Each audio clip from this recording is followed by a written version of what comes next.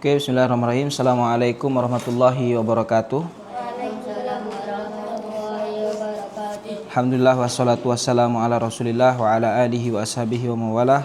Wa asyhadu an la ilaha illallah wahdahu la syarikalah wa asyhadu anna Muhammadan abduhu wa rasuluh la nabiyahu wa rasulahu ba'dah. Alhamdulillah, pada kesempatan pagi hari ini kita dimudahkan oleh Allah kembali untuk berada di ruang kelas B ini dalam rangka daurah ataupun pembukaan penerimaan santri dan santriwati baru Ma'had Syekh Shalih Al Fauzan di tahun ajaran 2026-2027. Kemudian tidak lupa salawat beriring salam senantiasa kita haturkan kepada Nabi kita Nabi Muhammad SAW, pada keluarga beliau, sahabat beliau, kemudian kepada umat-umat beliau yang selalu senantiasa mengikuti sunnah-sunnah beliau hingga hari kiamat kelak.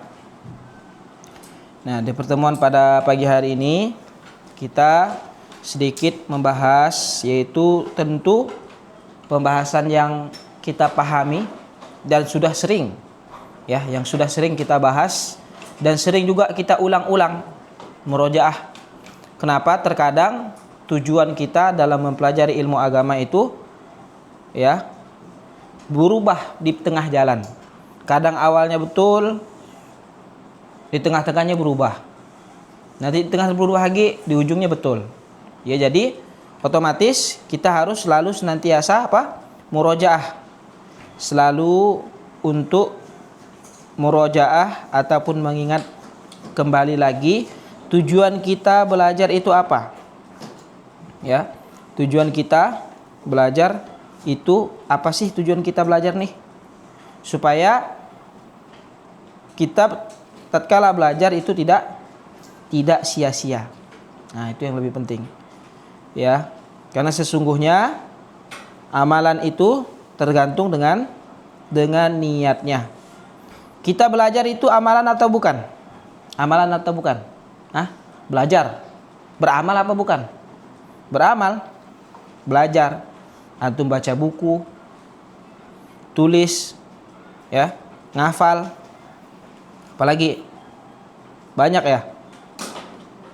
Banyak. Ya. Tidak hanya baca, tulis, hafal, tapi masih banyak yang lainnya. Nah, oleh sebab itu kita harus mengetahui, dan kalau kita salah tujuan, salah niat, kita betulkan, kita luruskan. Ya. Kita luruskan. Nah, hal ini kita ambil di dalam hadis Arba'in An-Nawawi. Ya, hadis Arba'in Nawawi di hadis yang pertama. Semuanya udah tahu kah hadis ini? Hadis Arba'in Nawawi. Nah, hadis Arba'in Nawawi yang bunyinya kurang lebih, yang artinya, ya, kita artikan aja. Ya, sesungguhnya segala amal itu, perbuatan itu tergantung pada niatnya. Ya. Tentu kita semua di sini ada niat. Nih, misalkan nih, siapa? Fatur, mana Fatur? Nah, ini, betul ya. Takutnya Ustaz salah. Saya sebut ya gitu kan. Tahunya nih yang Fatur, salah, berarti betul. Misalkan Fatur, niatnya, anak sekolah nih, niat anak nih biar dapat jajan, misalkan. Nah, itu kan dah salah. Niat aku belajar nih supaya dapat duit, dapat jajan, atau misalnya. Nah, maka sesungguhnya segala amal perbuatan itu tergantung pada niatnya. Dapat tak duit jajan? Dapat. Dapat tak duit jajan? Dapat. Ya, dapat. Dan sesungguhnya setiap orang hanya akan mendapatkan balasan sesuai dengan apa yang dia niatkan. Ya, sesuai dengan apa yang dia niatkan. Sesungguhnya segala amal perbuatan itu tergantung pada niatnya, dan sesungguhnya setiap orang hanya akan mendapatkan balasan sesuai dengan apa yang dia niatkan. Ya, itu innamal a'malu binniyat. Sesungguhnya segala amal perbuatan itu tergantung pada niatnya. Nah, jadi niat kita itu apa? Gitu. Niatnya itu apa? Ya harus jelas. Oh, niatnya untuk mendapat pahala dari Allah Subhanahu wa taala. Nah, nanti dapat pahala tuh. Ya, nanti dapat pahalanya. Maka sudah seharusnya dan sudah sepantasnya kita itu ketika beramal punya niat yang mulia. Nah, catatlah tuh. Siapa nih? Catat. Siapa? Ai. Pak Fahri. Fahrian, catat. Amal tergantung niat.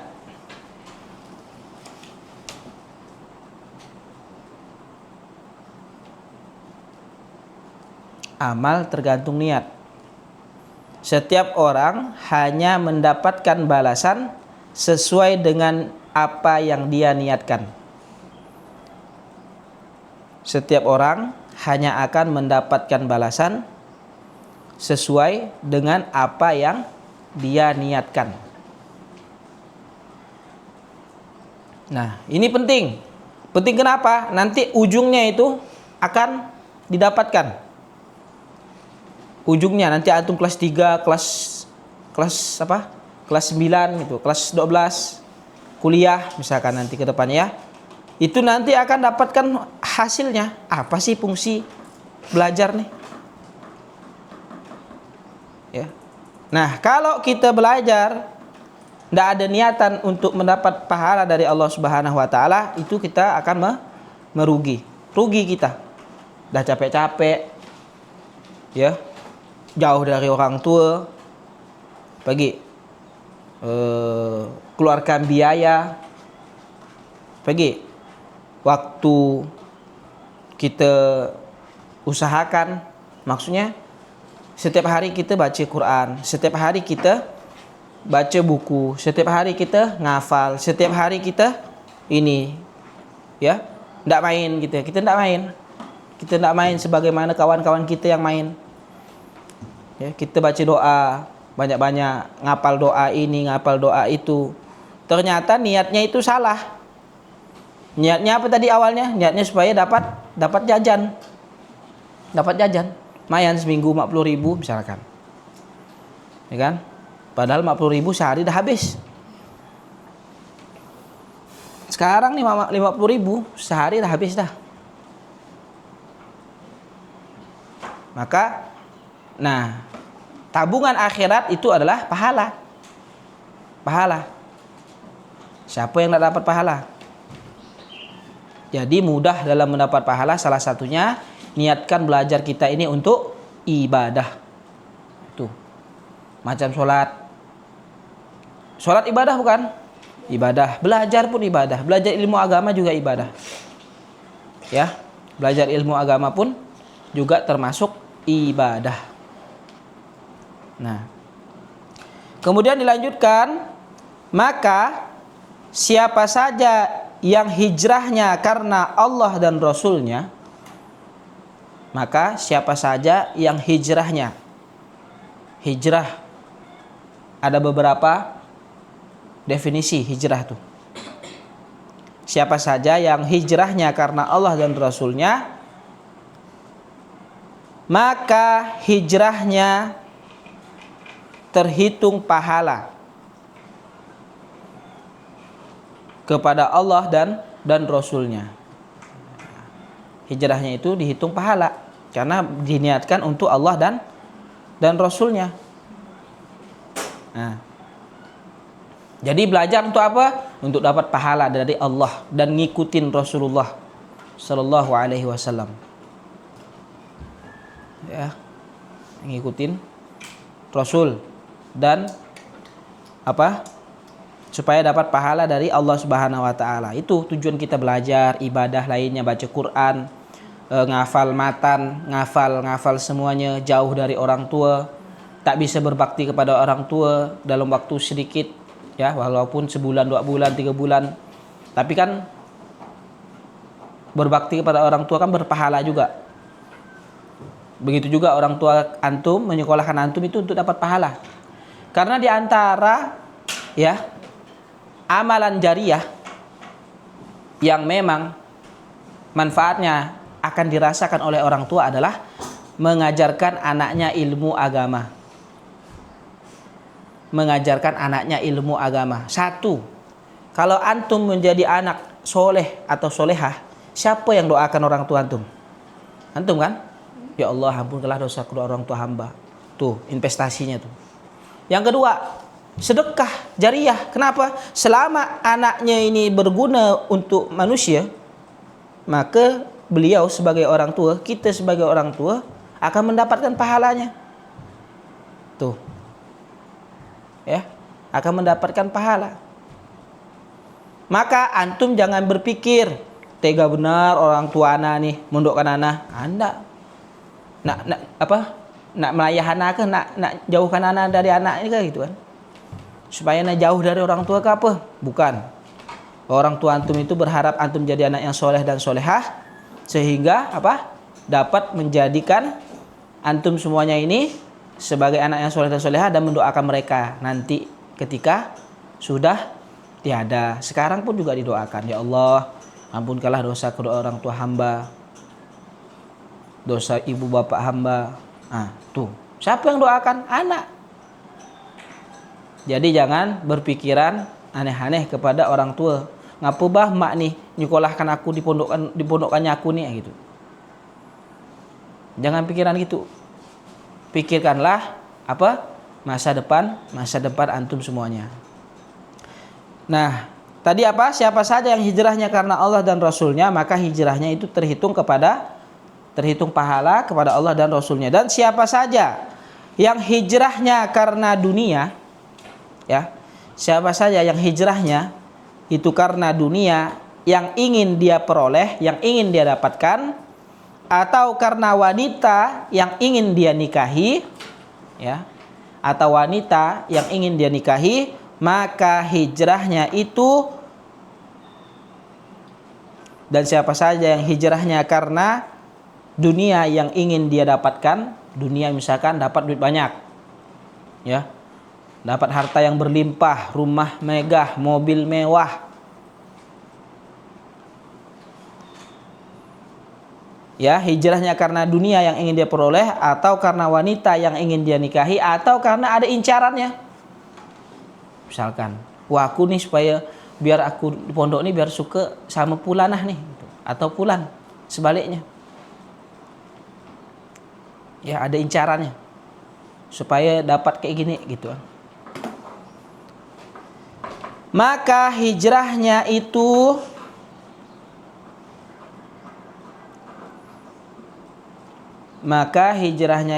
terhitung kepada apa yang menjadi tujuan hijrahnya. Ya. Maka hijrahnya itu tadi akan terhitung kepada apa yang menjadi tujuan hijrahnya, atau dia akan mendapatkan apa yang dia inginkan. Apa yang dia niatkan tadi itu dia akan dapatkan.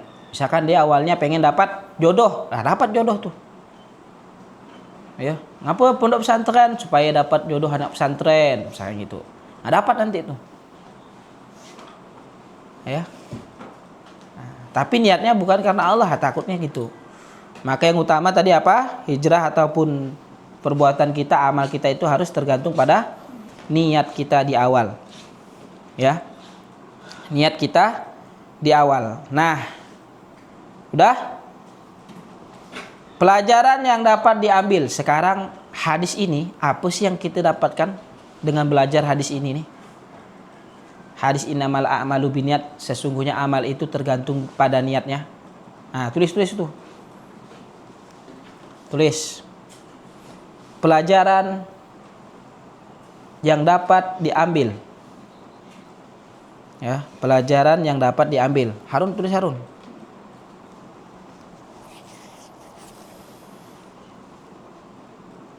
Dah? 1. Anjuran untuk beramal dengan ikhlas. 1. Anjuran untuk beramal dengan ikhlas.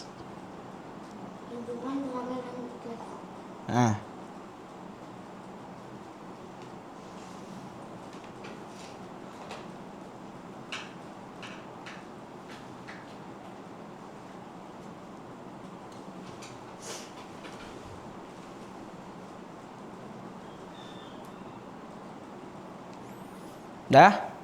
Anjuran untuk beramal dengan ikhlas.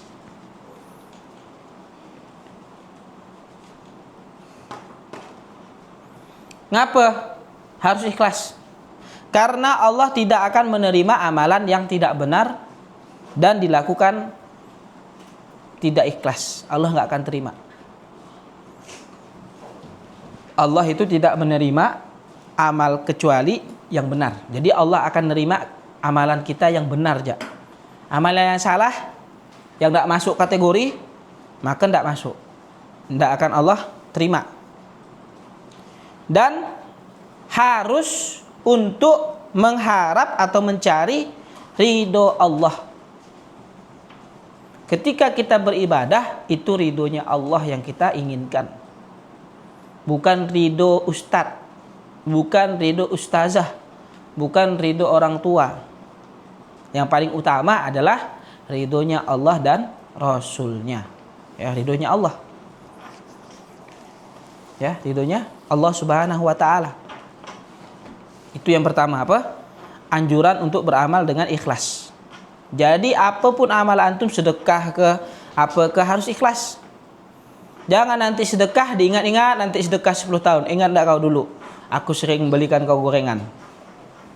Ingat enggak? Gitu kan. Nah, dah yang lalu biarlah berlalu tadi itu, ikhlaskan. Ya, ikhlas. Harus beramal dengan ikhlas. Yang kedua, bahwa catat lagi,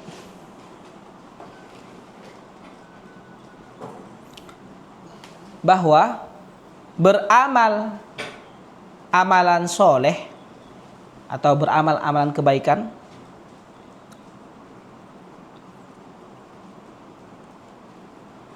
beramal amalan soleh atau amalan-amalan kebaikan tujuannya untuk mendekatkan diri kepada Allah.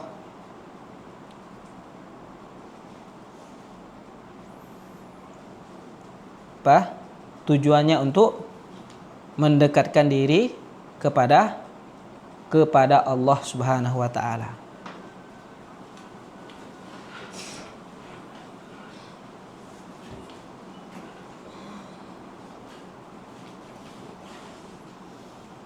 Paham ya? Bahwa amalan-amalan kebaikan yang dilakukan itu untuk mendekatkan diri kepada Allah. Jadi intinya antum belajar itu untuk apa? Untuk mendekatkan diri kepada Allah. Bukan untuk pandai baca kitab, bukan. Itu nomor sekian. Yang benar adalah untuk mendekatkan diri kepada Allah. Kenapa? Karena apabila amalan dilakukan dengan hanya sebagai kebiasaan. Nih perhatikan. Apabila amalan itu hanya dilakukan sebagai kebiasaan. Oh, udah biasa dah aku baca Quran. Nih, ini yang susah. Ya. Apa tadi? Karena apabila dilakukan hanya sebagai kebiasaan tanpa niat ibadah. Nah, tanpa niat ibadah. Maka tidak mendapatkan pahala. Maka tidak mendapatkan pahala.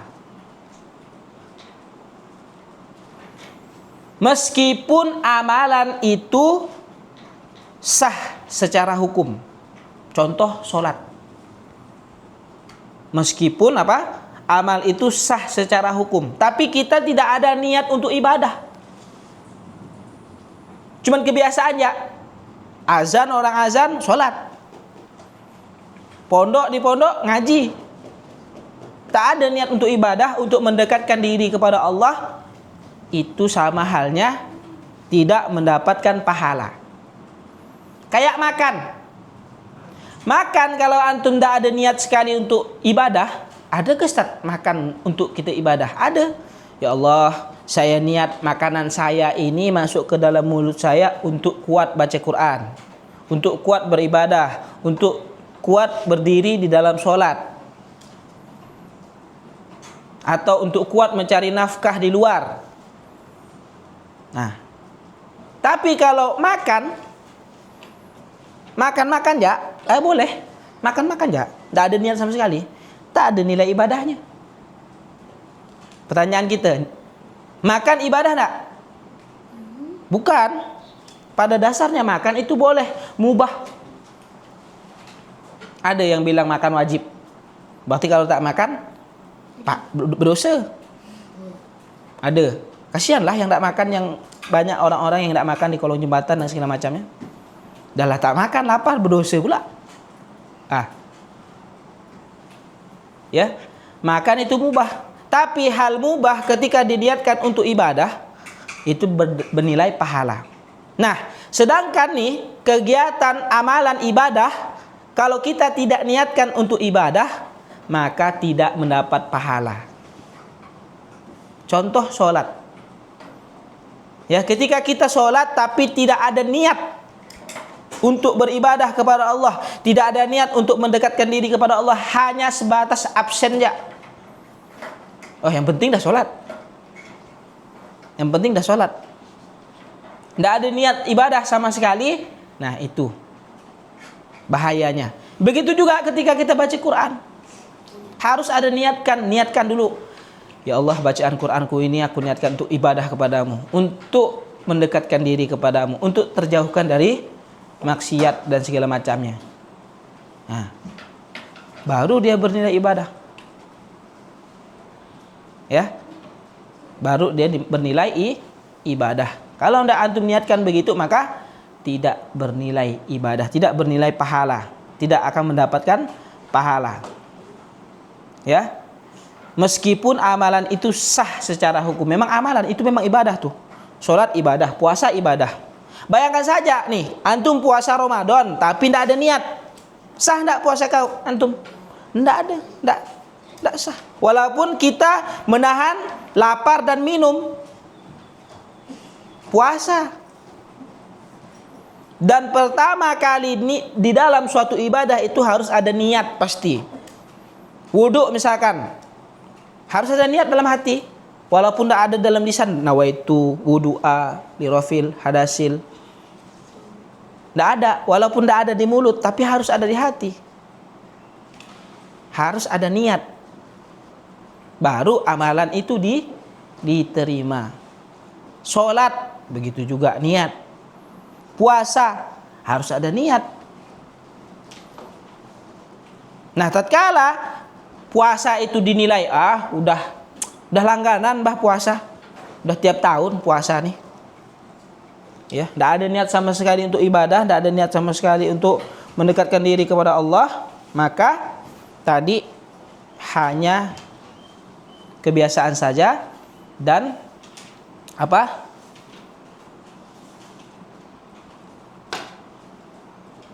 Tidak mendapatkan pahala. Ya, tidak mendapatkan pahala. Nah, sampai seseorang meniatkannya sebagai bentuk ibadah kepada Allah. Ingat tuh, harus ada niat. Pentingnya niat. Yang ketiga, keutamaan hijrah. Keutamaan hijrah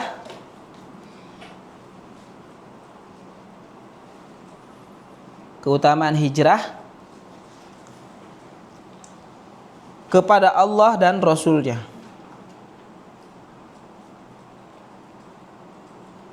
Keutamaan hijrah kepada Allah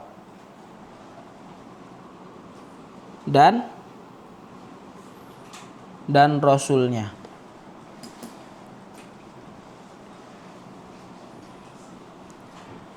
Nah,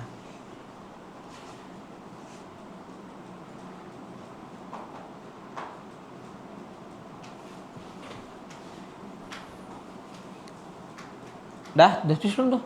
Nomor 3. Nomor 3, keutamaan hijrah. Keutamaan hijrah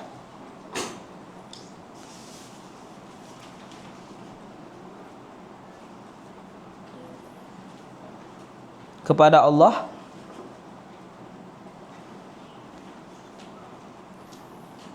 keutamaan hijrah kepada Allah dan Rasulnya.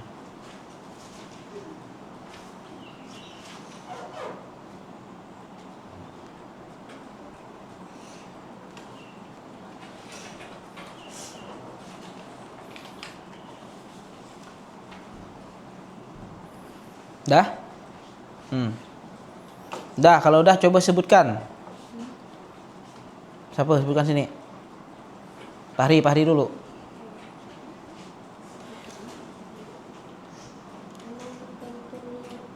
Setiap orang hanya dapat balasan sesuai niat. Terus?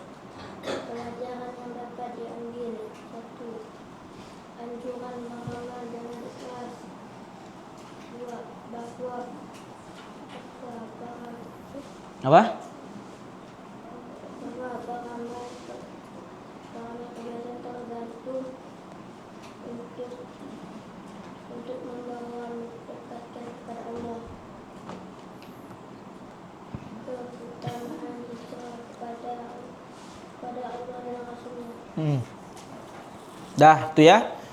Berarti inilah disebut dengan adab menuntut ilmu.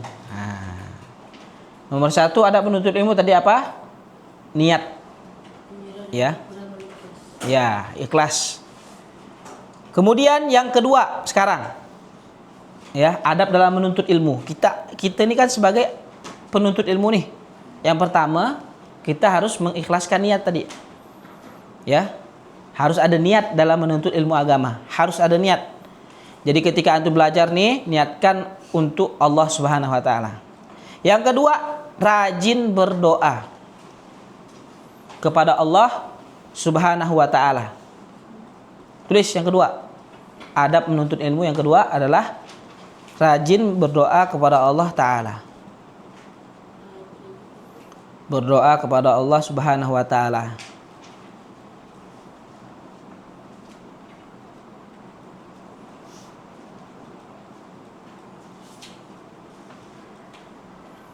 Memohon ilmu yang bermanfaat. Rajin berdoa kepada Allah Ta'ala, memohon ilmu yang bermanfaat.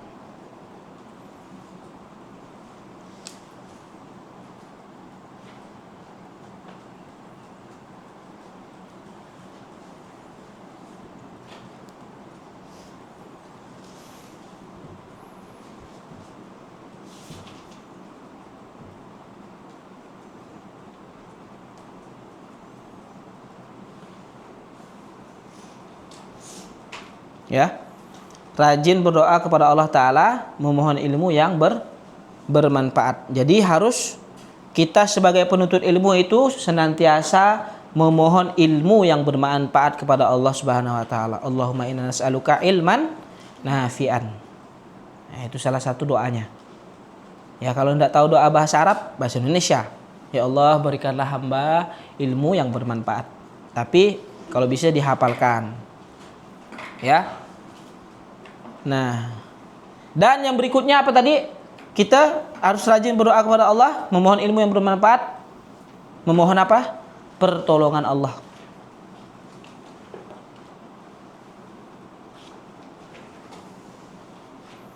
Dan selalu merasa butuh kepada Allah. Nah, memohon pertolongan Allah dan selalu merasa butuh kepada Allah. Masih sama ya, masih poin yang kedua.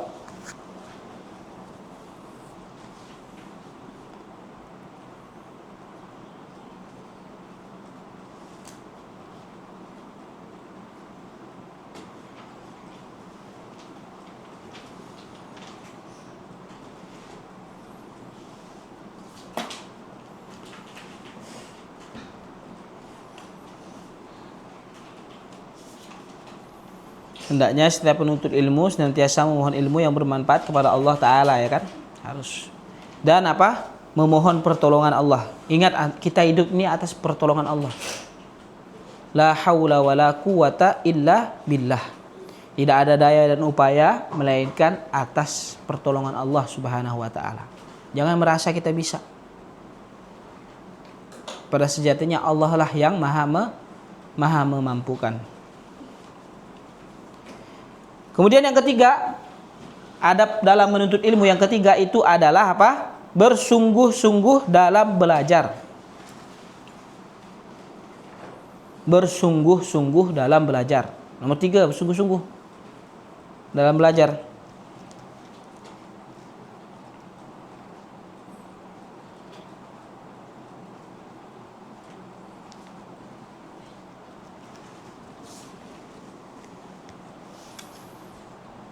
Bersungguh-sungguh dalam belajar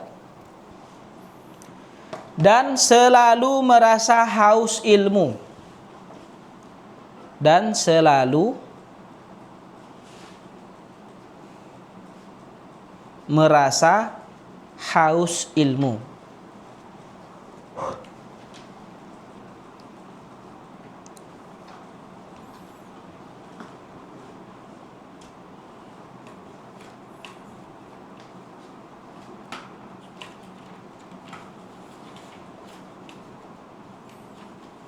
Nah, itu kuncinya tuh. Ya. Bersungguh-sungguh dalam belajar dan selalu merasa haus ilmu. Kenapa harus sungguh-sungguh? Kenapa kita harus bersungguh-sungguh, harus betul-betul, harus getol? Ya. Enggak usah malas-malasan. Kenapa? Karena kita akan mendapatkan ilmu yang bermanfaat dengan izin Allah apabila kita bersungguh-sungguh dalam menuntut ilmu agama. Kita akan mendapatkan ilmu yang bermanfaat dengan izin Allah dengan cara apabila kita bersungguh-sungguh menuntut ilmu agama.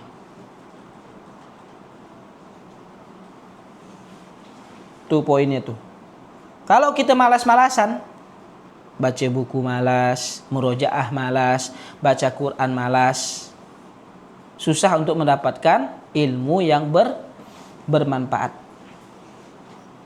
Ya, susah mendapatkan ilmu yang bermanfaat. Sebagaimana Rasulullah Shallallahu Alaihi Wasallam bersabda, "Man humani la yashba'ani talibu ilmin wa talibu dunya."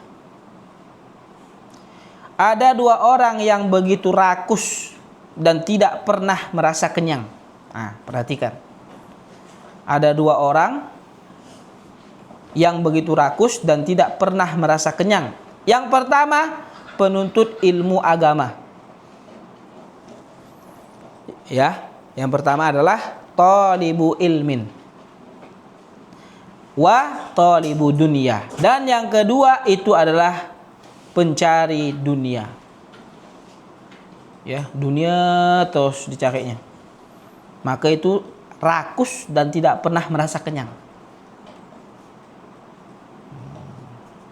Ya.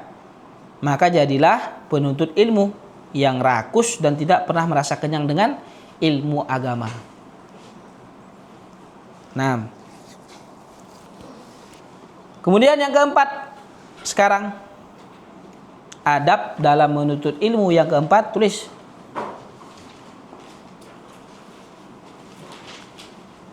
Dah? Menjauhkan diri dari dosa dan maksiat.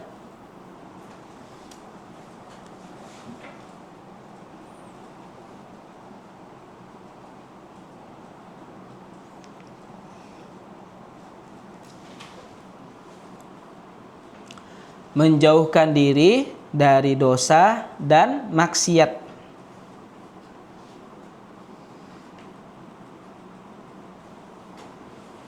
Dah? Menjauhkan diri dari dosa dan maksiat dengan bertakwa kepada Allah Subhanahu wa ta'ala.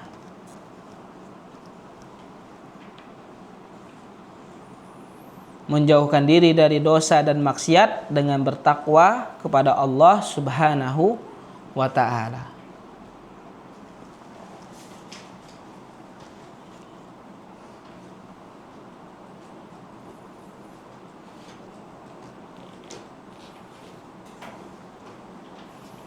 Menjauhkan diri dari dosa dan maksiat dengan bertakwa kepada Allah Subhanahu wa ta'ala. Kenapa? Karena seseorang terhalang dari ilmu agama, ilmu syariat yang bermanfaat itu disebabkan banyak melakukan dosa dan maksiat. Ya. Kita nih terhalang dari ilmu yang bermanfaat. Maksud ilmu bermanfaat itu adalah ilmu yang diamalkan, betul? Nah, ketika kita sudah tahu ilmunya tapi tidak bisa mengamalkannya, itu kita terhalang dari hal tersebut disebabkan apa? Karena mungkin banyak melakukan dosa dan maksiat. Ya. Karena apa? Karena dosa dan maksiat itu dapat menghalangi ilmu yang bermanfaat. Ya, maka dosa dan maksiat itu dapat menghalangi dari ilmu yang bermanfaat. Bahkan dapat mematikan hati. Waliyazubillah. Merusak kehidupan dan mendatangkan siksa Allah Subhanahu wa taala. Itu dosa itu. Dosa dan maksiat, waliyazubillah. Ya. Dosa dan maksiat itu dapat menghalangi ilmu yang bermanfaat, bahkan dapat mematikan hati, merusak kehidupan, dan mendatangkan siksa Allah Subhanahu wa ta'ala.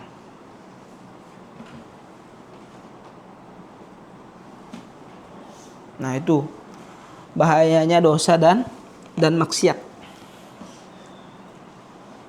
Kalau mati hatinya, udah nggak bisa lagi diselamatkan, udah. Ya, nasihat nggak bakal bisa masuk.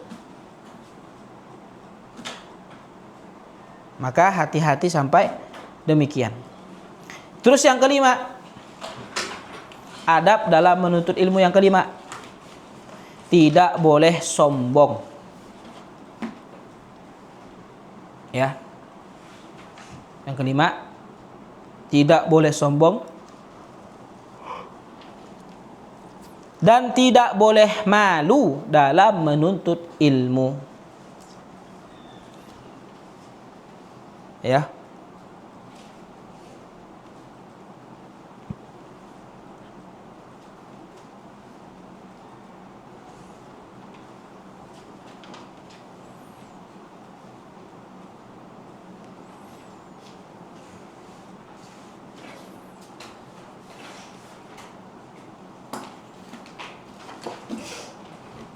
Apa tadi? Tidak boleh sombong dan tidak boleh malu dalam menuntut ilmu.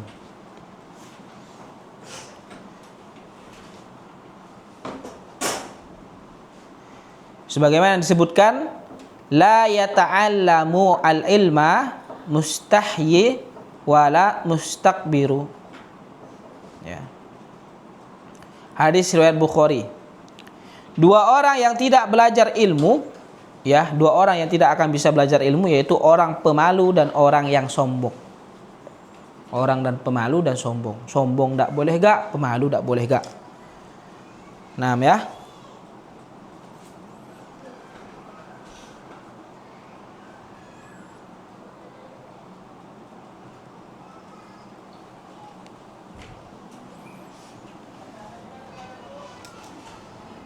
Nah, dah yang keenam sekarang.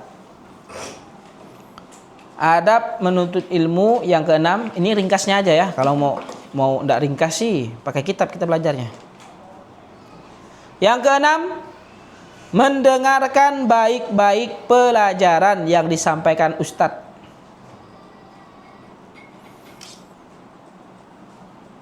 Mendengarkan baik-baik pelajaran yang disampaikan ustadz, ustazah, guru. Nah, intinya guru lah. Ya, ustadz, ustazah, syekh. Pelajaran yang disampaikan.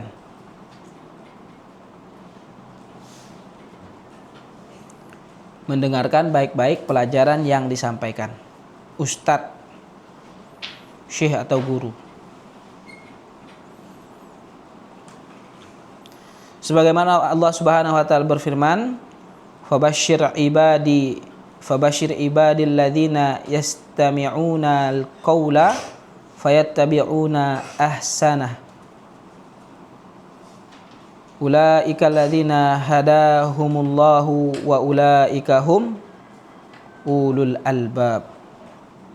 Sebab itu sampaikanlah berita gembira itu kepada hamba-hambaku, kata Allah, yaitu mereka yang mendengarkan perkataan lalu mengikuti apa yang paling baik di antaranya.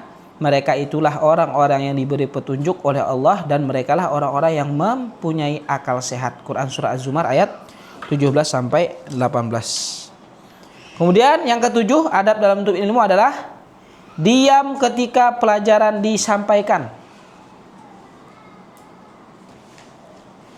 Adab dalam menuntut ilmu yang ketujuh adalah diam ketika pelajaran disampaikan. Ya, diam ketika pelajaran disampaikan.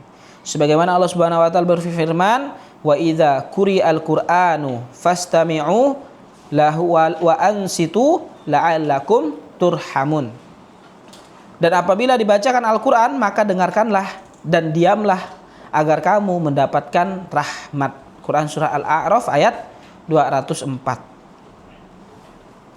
Kemudian ada yang kedelapan dalam menuntut ilmu, yaitu berusaha memahami ilmu syar'i yang disampaikan. Berusaha memahami ilmu syar'i yang disampaikan.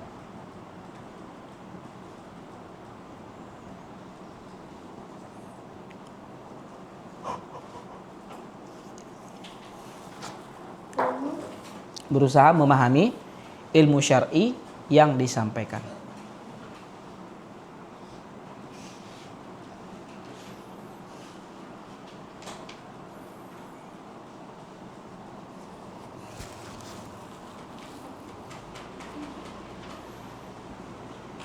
Ya, berusaha. Pikir-pikir otak, kepala pening, walaupun kepala pening mikir apa nih maksudnya nih. Gimana caranya? Gitu, berusaha. Jangan udah, aduh malas lah, nggak paham gak bah nih. Jangan tuh. Apa bah kata Ustadz nih? Nggak bakal paham bah kita nih. Gitu jangan sampai. Ya, jangan sampai seperti itu. Harus berusaha memahami ilmu syar'i yang disampaikan. Kesembilan, menghafalkan ilmu syar'i yang disampaikan. Menghafalkan ilmu syar'i yang disampaikan.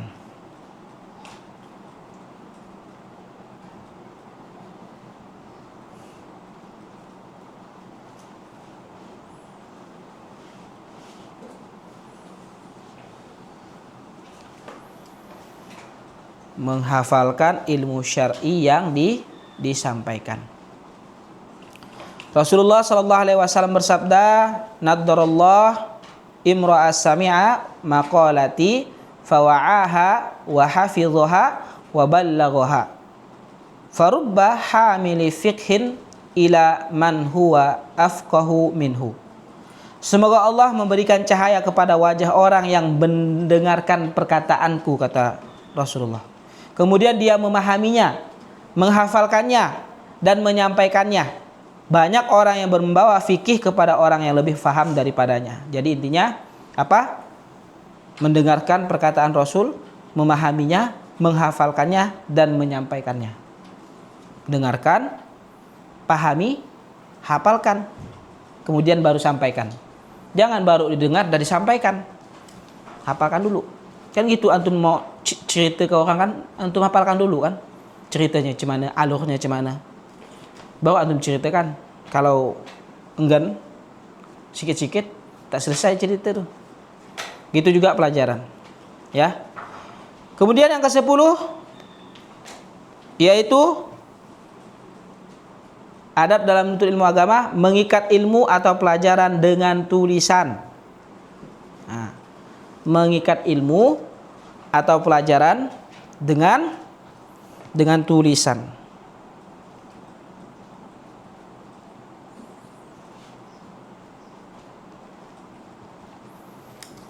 Mengikat ilmu atau pelajaran dengan tulisan. Sebagaimana Rasulullah sallallahu alaihi wasallam bersabda, "Qayyidu al-ilma bil kitabi." Ikatlah ilmu dengan tulisan. Kemudian berikutnya yang ke-11, mengamalkan ilmu syar'i yang telah dipelajari. Ya, mengamalkan ilmu syar'i yang telah dipelajari. Mengamalkan ilmu syar'i yang telah dipelajari.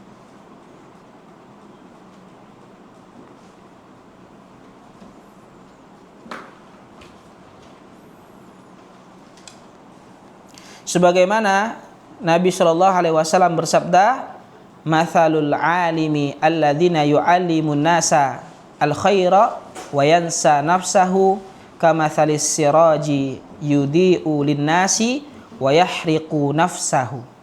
Perumpamaan seorang alim, yaitu ahli ilmu agama, yang mengajarkan kebaikan kepada manusia, kemudian dia melupakan dirinya, tidak mengamalkan ilmunya, adalah seperti lampu, yaitu lilin yang menerangi manusia namun membakar dirinya sendiri. Tuh. Perumpamaan seseorang yang memiliki ilmu agama, yang belajar ilmu agama tapi tidak mengamalkan ilmu agama tersebut seperti apa? Lilin yang menerangi manusia namun membakar dirinya sendiri. Terbakar, dia meleleh.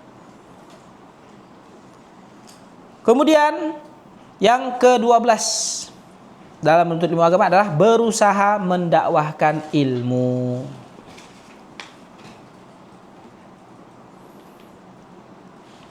Ya. Mendakwahkan ilmu. Yang ke-12 yaitu berusaha mendakwahkan ilmu. Dan orang ataupun objek yang harus kita dakwahi pertama kali, yang paling utama adalah keluarga dan kerabat kita. Keluarga dan kerabat kita.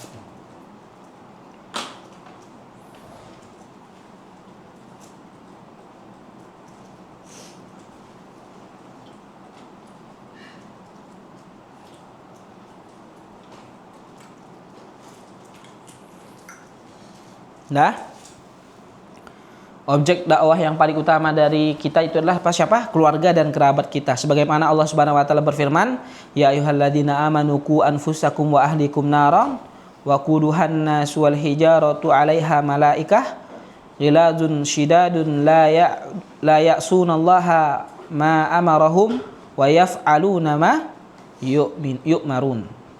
Wahai orang-orang yang beriman, peliharalah dirimu dan keluargamu dari api neraka yang bahan bakarnya adalah manusia dan batu, penjaganya malaikat-malaikat yang kasar dan keras, yang tidak durhaka kepada Allah terhadap apa yang Dia perintahkan kepada mereka dan selalu mengerjakan apa yang diperintahkan. Quran surah At-Tahrim ayat 6. Nah, hal yang harus diperhatikan oleh penuntut ilmu ketika berdakwah, nih kita harus punya perhatian juga. Harun, bangun, maaf tidur pula. Ini tidak beradab nih, ya, tidak termasuk adab tuh. Yang pertama, syarat dakwah kita itu harus pertama adalah memiliki akidah yang benar, ya, memiliki akidah yang benar, ya, memiliki akidah yang benar. Kemudian manhaj ataupun thariqah dalam mengambil ilmu agama itu juga harus benar. Dan yang ketiga itu beramal dengan amalan yang benar, yaitu ikhlas hanya karena Allah Subhanahu wa taala dan ittiba, mengikuti Rasulullah Shallallahu alaihi wasallam. Dah.